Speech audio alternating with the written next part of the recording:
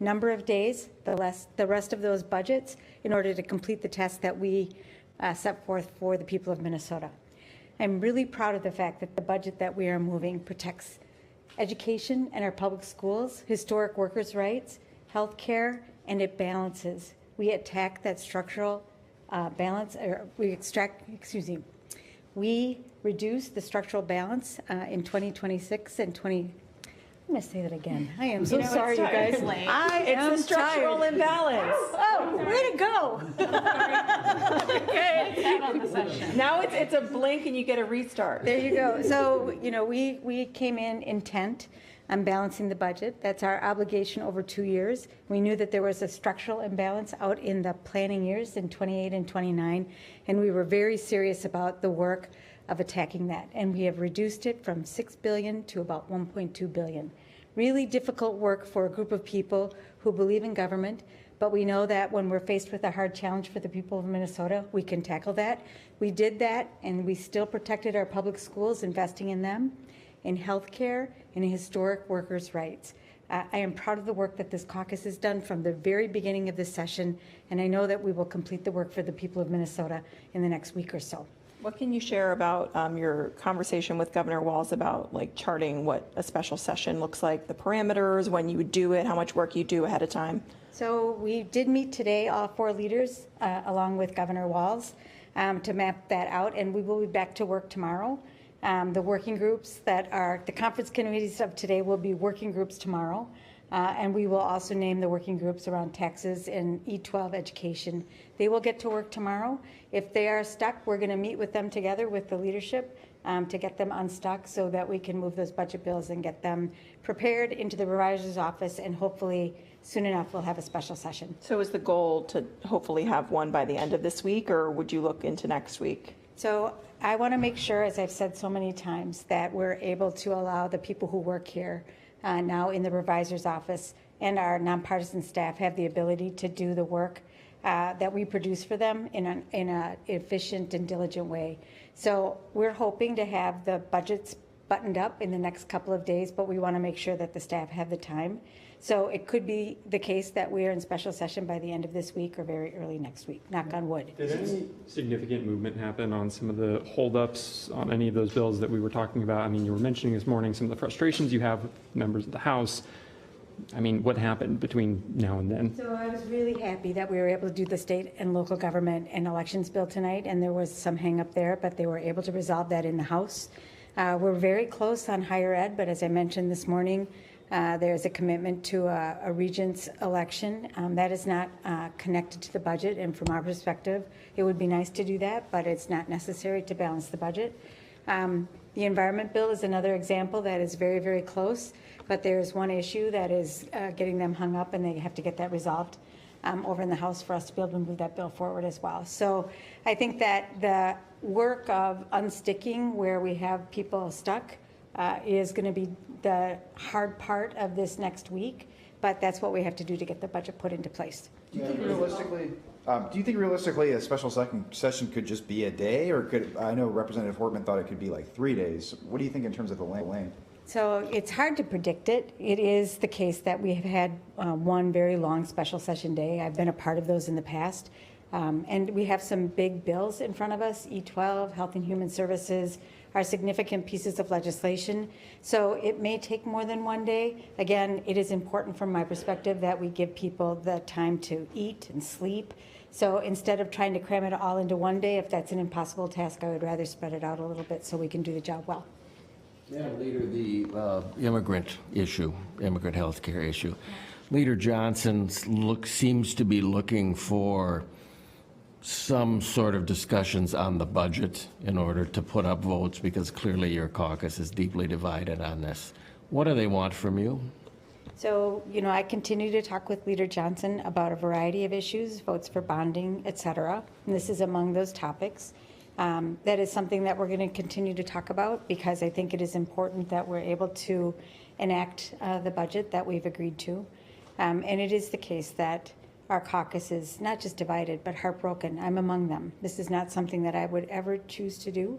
But when you're in a compromise situation when you have to make a decision with a group of people and at least one of those parties has had this as their top priority. It is difficult to reach the deal that you need to without including this. That's where we found ourselves. Those in your caucus who are adamantly opposed to this measure, do you detect any softening on the part of any of that particular group?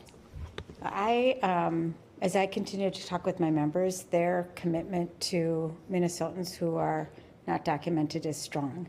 And there are a number of things that we did in 2023 to support people who are living in this country without documents, things like driver's licenses for all, access to higher education and health care.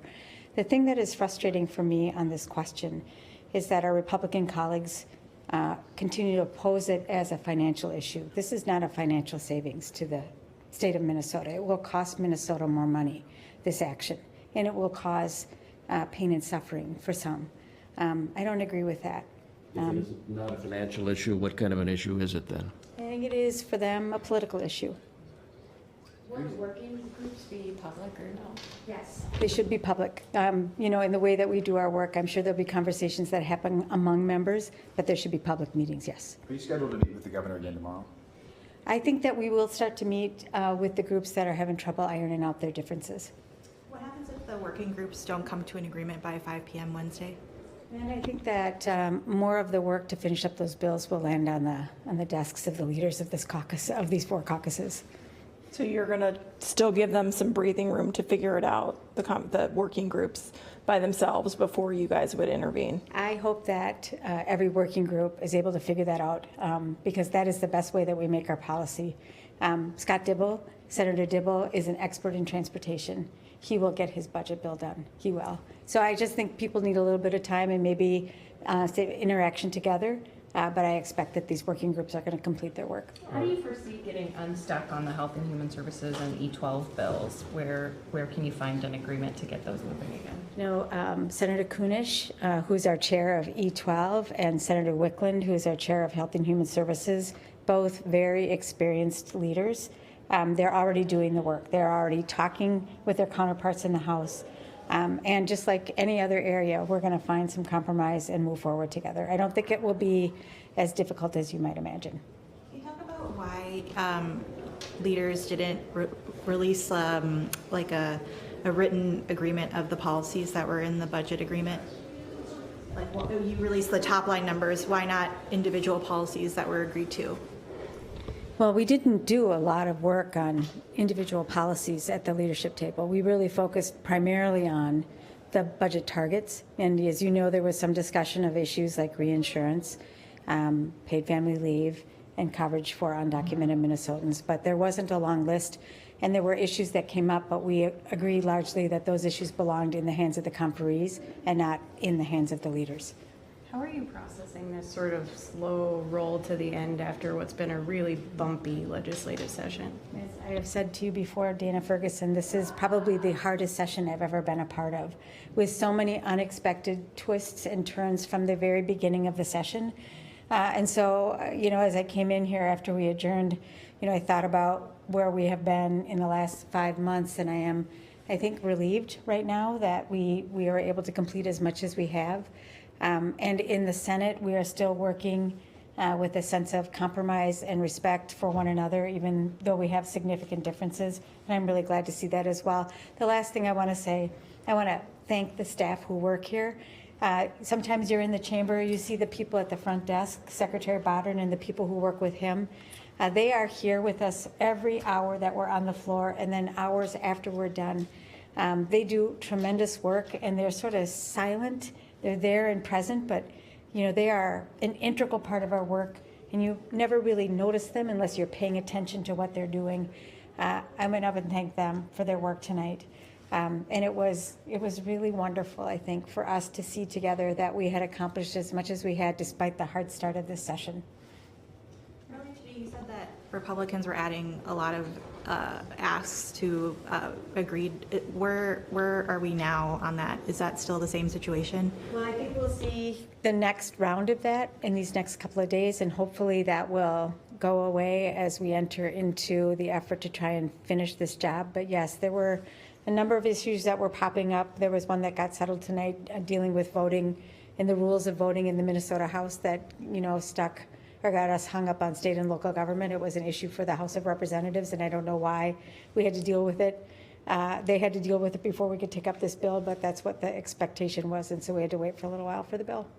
Have you started counting votes on the, on Minnesota Care for Undocumented Immigrants? Do you know where the support might be for that? I haven't, because that is, the next chapter of our work. But I know that there are a number of members in our caucus who don't want to vote for it. That's why it's going to be a separate bill. What do you think Minnesotans should take away from this session as you stand completed right now? Obviously, there's more to come. Minnesota, just like everybody in America, is dealing with a lot of chaos and uncertainty coming from Washington, D.C. We feel it here in this chamber. We feel it here in the Minnesota legislature. My colleagues are feeling it, and I know Minnesotans are feeling it. And despite that, I hope Minnesotans can see that we have taken our job seriously, and we've done the work to make sure that we're able to pass a budget that puts Minnesotans in the center of our work and builds on their futures and our future together. All right, thank you. Thank you. I know I'll see you again soon. Thank you so much. It's good to see you. Thank you. Thank you so much for coming by. Thank you. Oh, everything you do. Thank you, appreciate it. Yeah, thanks for talking to us. You guys got done before the house, so thank you for that. That's number one. Yeah, right.